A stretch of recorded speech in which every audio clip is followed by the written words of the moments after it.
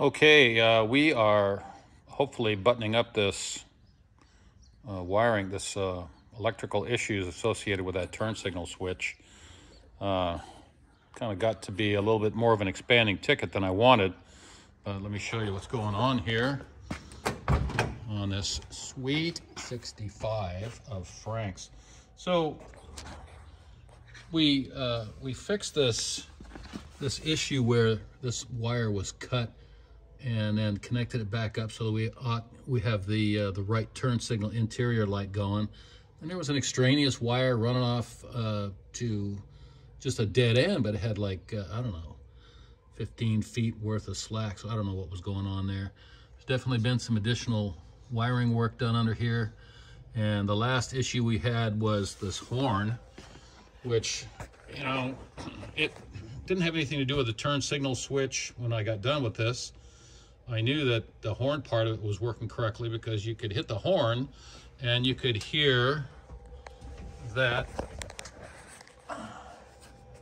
horn relay clicking, but the horn wasn't going on. So we investigated that, and it turned out that the wire to the horn was not plugged in. As soon as I plugged in the horn, it started blaring.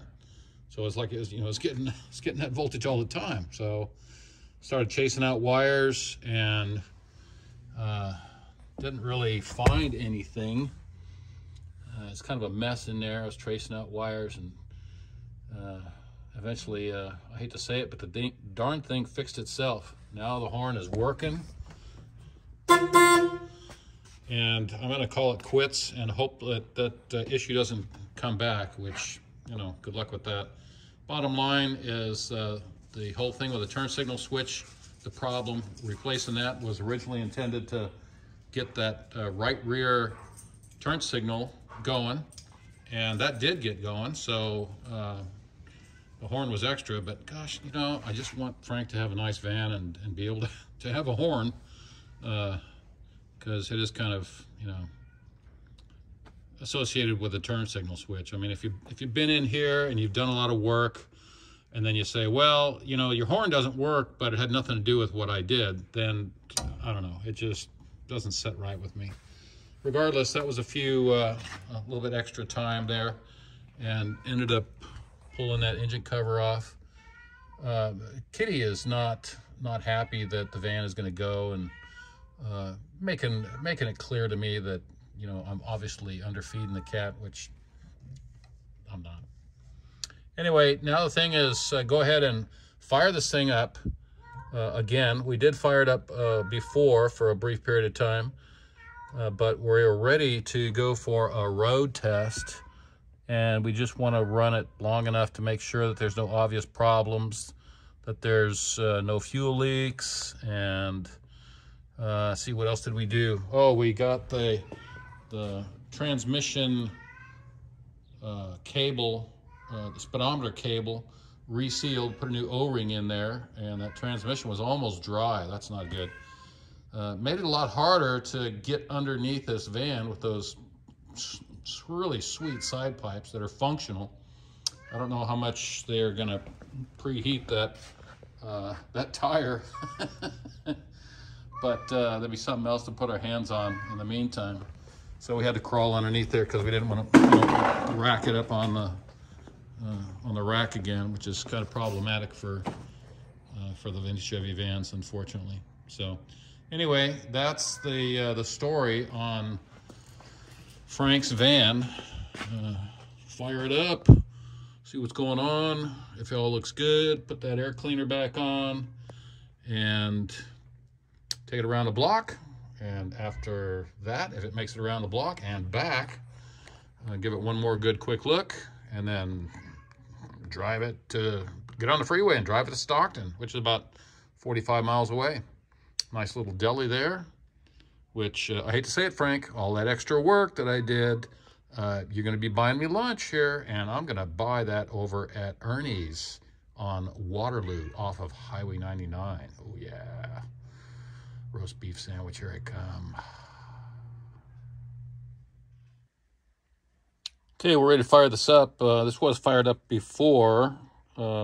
to check for leaks and things like that. But it's been parked for a while I did the turn signal switch and a few other things. So we are ready to fire it up. We have a little bit of a weak battery, so we're going to give it a little bit of a help here. And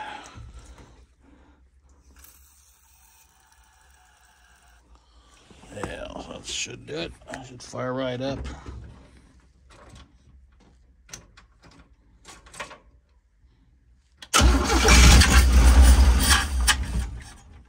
Okay, so that was with no choke. Let's give it some choke. Yeah, that should do it. A little more juice.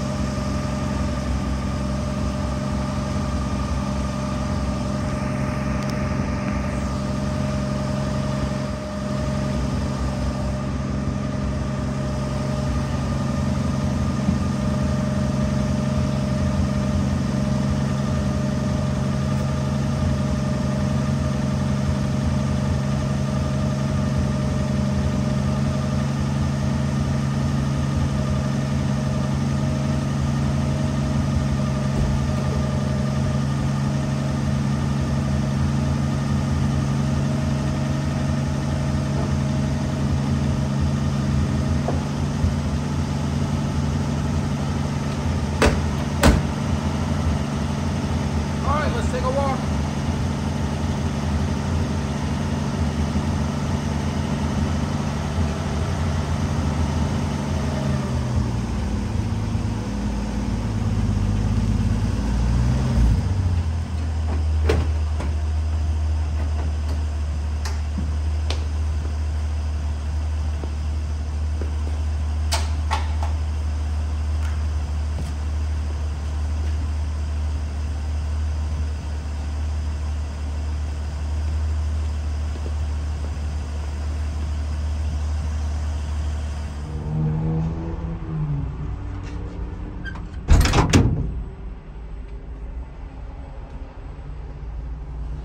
Okay, made it to the gas station, no problem. I don't see any leaks. Temperature is just a little bit over 190, and it's charging. We've got 14 volts. Just topped off the fuel.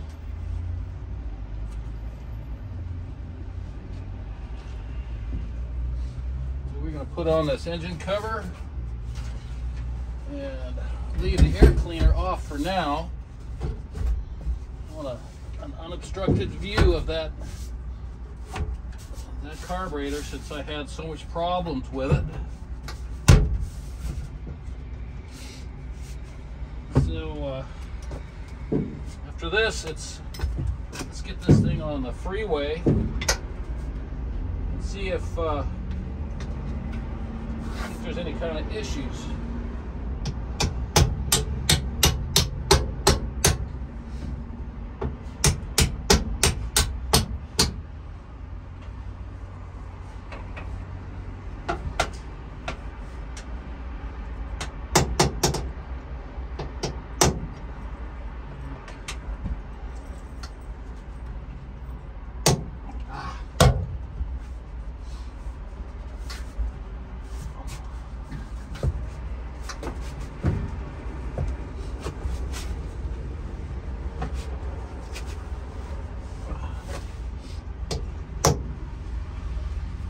Not bueno.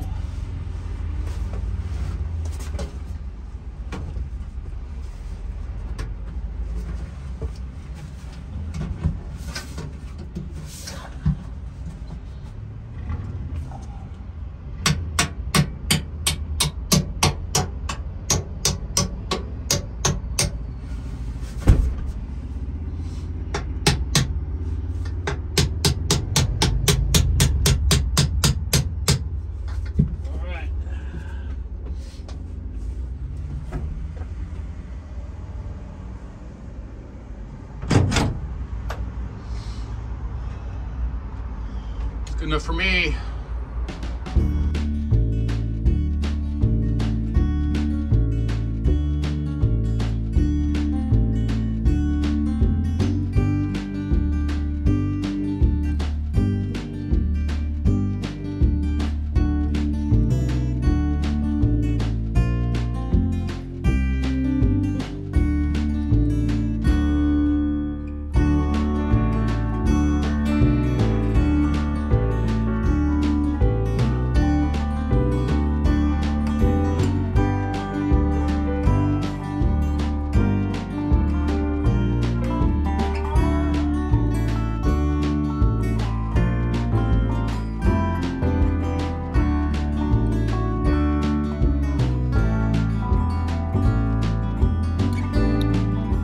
Okay, everything went well with the test drive. We racked up about 100 miles on a round trip on the freeway from Sacramento to Stockton. There was some around town driving, but very minimal. I'm going to do a mileage check based on this because I topped off just before I took off and then when I got back. The idle is real smooth. I'm going to show you that just in a minute. The temperature was 190 here at idle, which is what the thermostat is what type of thermostat we have. When we got on the road, it was going up to like 210. Mind you, that's without a belly pan. Sometimes, in my experience, it doesn't make a difference whether you have a belly pan on there or not, as far as that temperature. And let's see, the other issues were there was a vibration probably from the tires at around 55 indicated. The speedometer is about 7 to 10 miles slow from what I can tell. You got these 15-inch rear wheels on there, so it's not going to be as accurate. Anyway, see what else was there. It's kind of hard to get it into first gear sometimes. It wants to jump out. I don't know what the story is with that. I know that this came in with a leak at the speedometer cable housing where it goes into the transmission down there, and I don't think that it was driven very much, so I think a lot of that leaked out when it was parked. So hopefully it wasn't driven, you know, low on 90 weight, but it didn't really have hardly anything when it came in.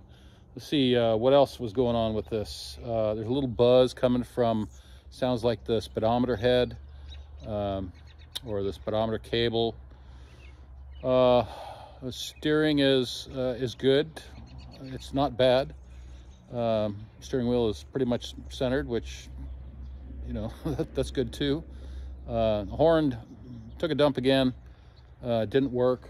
So I got to figure that out. There's something up underneath the dash. When I was zip tying the turn signal switch wires up, I probably disturbed something, but I'm not going to get into too much of that.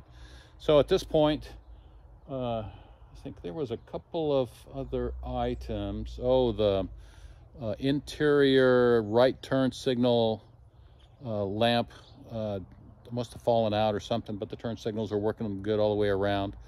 And I mean, it's drivable as far as I'm concerned. If Frank wants to take this to the Nats, it's good to go. I would definitely have some new tires put on there. The ones that are on here about over 7 years old. And then there's probably put a battery in there just to be on the safe side. It started up just fine. Let's see. Yeah, that was it. Oil pressure was good, about 10 psi at idle and 30 as you're running around. Charging 14 volts, everything was good. So I think we're pretty much good to go on the work that's been done so far. Frank still wants to have a larger 12 SI alternator on there. I think I'm probably going to do that, and then double check the brakes, see if I need to bleed them one more time, even though the pedal was real nice and high and not spongy at all. It was stopping really good, straight, not pulling. So that's really good. It's about as good as you can get for drum brakes. And I think that's it. Oh, you know, since I just did a video on bad axles, rear axles, I think I'm going to have to pop open this rear axle and make sure that his axle shafts are not bad. Last thing I want to do is say, yeah, Frank, you're good to go to the Nats, and then have him smoke a bearing on the way. Anyway, that's pretty much it. I'm ready to leave this out here, do a little more test driving, and then clean up the shop real good. Finish up that alternator and rear diff, and move on to the next project.